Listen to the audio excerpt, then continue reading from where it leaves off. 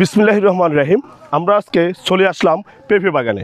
এই যে চট্টগ্রাম জেলা মানিকছড়ি এরিয়ার মধ্যে যে এত বড় একটি বাগান, আজকে দেখার মতো একটি জায়গা। আসলে শুধু দেখার মতো জায়গাই না বললেই ভুল হবে। এখানে এই যে বড় বড় পেঁপে দেখতেছেন, আমরা যদি একটু দেখি, এই পেঁপের গাছ থেকে কিন্তু নিচ থেকে কিন্তু এই পর্যন্ত পেঁপেগুলো হয়েছে। এই পেঁপে কিন্তু অনেক সুস্বাদু এবং অনেক অধিক বড় ছিল। হয়তো এখন নিচ থেকে উঠতে উঠতে উপরে পর্যন্ত পেঁপেগুলো অনেক আংশিক একটু ছোট হয়েছে। তবে আপনাদেরকে যদি দেখাই, এগুলো হচ্ছে লাম্বা পেঁপে আর এগুলো হলো গোল পেঁপে।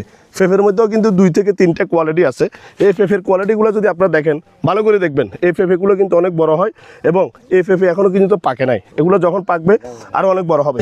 তো আপনাদেরকে আমি বলবো, এই যে মনোরম দৃশ্য এবং একটা যে জায়গা, এই জায়গাতে শুধু দেখার মতো জায়গা তাও না, কিন্তু এখানে আমরা চলে আসছি।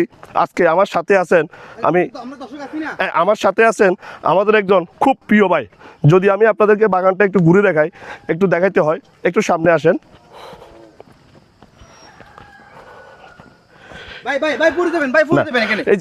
আমাদের আরেকজন খুব প্রিয় ভাই হোসেন ভাই আমাদের সাথে। এই যে ভাই থেকে একটা পেঁপে নিচ্ছি, ভাই আমাকে এই পেঁপে ছিঁড়ে দিচ্ছে এখান থেকে। হোসেন ভাইয়ের সাথে আমার দেখা হলো। এই যে পেঁপে বাগান, এই বাগানের মালিককে আপনি যদি একটু বলেন।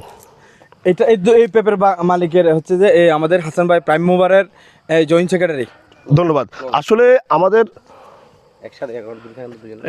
হবে না, আমি বলতেছি, আমাদের প্রাইমবারের যে যুগ্ম সম্পাদক, যিনি শ্রমিকের জন্য শুধু কাজ না, ওনার আরও একটি দৃশ্যমান ভূমিকা আজকে দেখলাম যে এখানে শত শত শ্রমিক কাজ করে কিন্তু দিনমজুর হিসাবে খাওয়ার সুযোগ হয়েছে। তো আমি মনে করব, বাংলাদেশের 66 জেলায় এভাবে যদি উৎপাদন নিজ থেকে যদি আগ্রহ প্রকাশ করে যদি এই পেঁপে বাগান, পেয়ারা বাগান এবং আম বাগান, লিচু বাগান যদি করে, তাহলে আমি মনে করি দেশের সম্পদ, দেশের অর্থ দেশেই থাকবে। তা আমি মনে করি কৃষিকে কোনোভাবে ছোট করে দেখা ঠিক হবে না। আসুন আমরা সবাই মিলে এভাবে পেঁপে বাগান করি এবং সচ্ছল হই এবং পরিজনকে আমরা আরও স্বচ্ছতার সহিত আমরা এগিয়ে নিব। তাই আমি মনে করব, আজকে এই ভিডিও থেকে আপনারা শিক্ষা নেবেন যে পেঁপে বাগান আমরা দেখতে পাচ্ছি, এই গাছগুলো কিন্তু একদিন অনেক উর্বর ছিল, অনেক ভালো ছিল।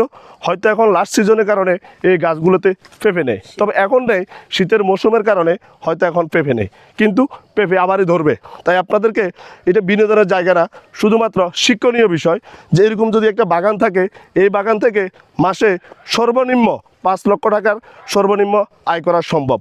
তো সবাই মিলে আপনারা অবশ্যই গাইডলাইন দিব, এরকম একটা জায়গা যদি পান, এরিয়া যদি পান, আপনারা পেঁপে বাগান করুন। পেঁপে বাগান করলে আপনাদের পরিবেশ সুন্দর থাকবে এবং আয়ের একটা উৎস হবে। তো সবাই ভালো থাকবেন, সুস্থ থাকবেন। আসসালামু আলাইকুম।